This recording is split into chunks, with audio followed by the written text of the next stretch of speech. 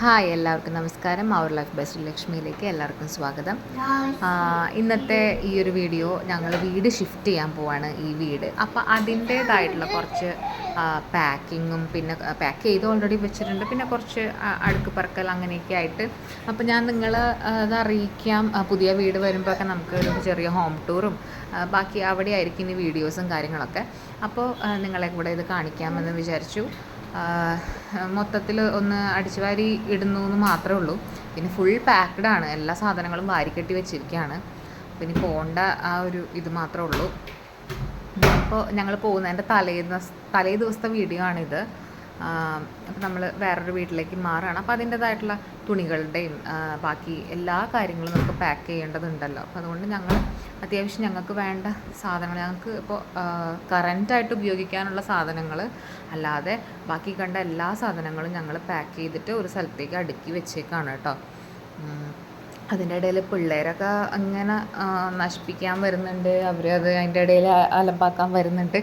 എങ്കിൽ കൂടി നമുക്ക് മൊത്തത്തിലൊന്ന് പാക്കാക്കണം, അടിച്ച് വരണം. അപ്പോൾ അവർ മാറ്റിയിട്ട് ആ റൂമിൽ ഒറ്റൊരു റൂമിലേക്ക് എല്ലാം കൂടെ മാറ്റിയിട്ട് നമ്മൾ വാതിലടച്ചങ്ങ് ഇടും കേട്ടോ. പിള്ളേരെ അങ്ങോട്ട് അകത്തേക്ക് കയറ്റും, അല്ലെങ്കിൽ അവർ വീണ്ടും അതൊക്കെ വലിച്ച് വാരിയിട്ട് നശിപ്പിക്കുമല്ലോ. ആ ഒരു കാരണം കൊണ്ടാണ്.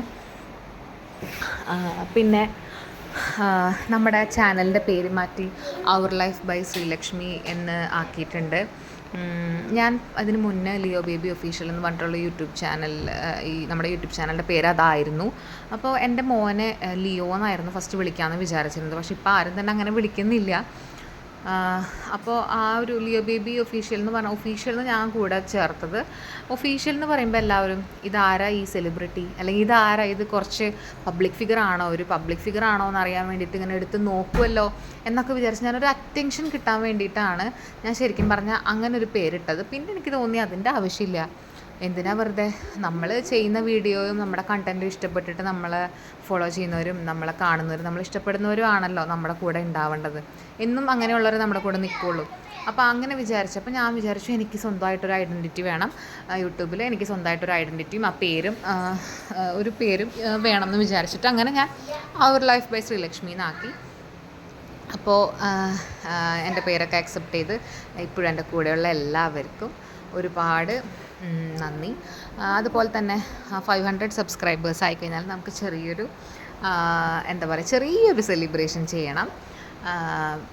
അപ്പോൾ 500 പേരെന്ന് പറയുമ്പോൾ 500 പേരായി ഞാൻ ചെയ്യുന്നതും ഞാൻ ഇടുന്ന വീഡിയോസ് എൻ്റെ കണ്ടൻറ്റും ഒക്കെ കാണാൻ വേണ്ടിയിട്ട് ഒരു 500 പേരടങ്ങുന്ന ഒരു ഫാമിലിയായി അവർ ലൈഫ് ബൈ ശ്രീലക്ഷ്മി എന്ന് പറയുമ്പോൾ അത് ഒരുപാട് സന്തോഷം തരാറുണ്ട് കേട്ടോ. എനിക്ക് ആലോചിക്കുമ്പോൾ തരുന്നുണ്ട്. അപ്പോൾ എത്രയും പെട്ടെന്ന് 500 സബ്സ്ക്രൈബേഴ്സ് ആവട്ടെ. നിങ്ങൾക്ക് ഇഷ്ടപ്പെട്ട വീഡിയോസ് ലൈക്കും ഷെയറൊക്കെ ചെയ്യുക, മറ്റുള്ളവർക്ക് അയച്ചു കൊടുത്തിട്ട് പുതുതായിട്ട് നമ്മുടെ ചാനൽ മറ്റുള്ളവർക്കും കൂടെ ഒന്ന് ഇൻട്രൊഡ്യൂസ് ചെയ്ത് കൊടുക്കുക. ഓക്കെ. പിന്നെ എൻ്റെ മോന് ഇപ്പോൾ ഈ മഴക്കാലമൊക്കെ ആണല്ലോ, അപ്പോൾ എന്ത് ഫുഡ് കഴിക്കുകയാണെങ്കിലും അല്ലെങ്കിൽ കുഞ്ഞുങ്ങൾക്കായാലും വലിയവർക്കായാലും കൊടുക്കുമ്പോൾ സൂക്ഷിച്ചും കണ്ടൊക്കെ കൊടുക്കണം. കാരണം എപ്പോഴാണ് എന്താ ദഹിക്കാതെ വരാമെന്നൊന്നും പറയാൻ പറ്റില്ല കേട്ടോ. അപ്പോൾ എൻ്റെ മോനും ചെറുതായിട്ട് ഒരു ഛർദിയും കാര്യങ്ങളൊക്കെ ആയിട്ട് നമ്മൾ ഹോസ്പിറ്റലിൽ പോയി മരുന്നൊക്കെ കുടിച്ചു. അപ്പോൾ അതിൻ്റെ വീഡിയോ ആണ് നേരത്തെ കണ്ടത്. അപ്പോൾ ഇതൊക്കെയാണ് എൻ്റെ ചെറിയ വിശേഷങ്ങൾ. ഇനി പുതിയ വീട്ടിൽ വെച്ച് കാണാം.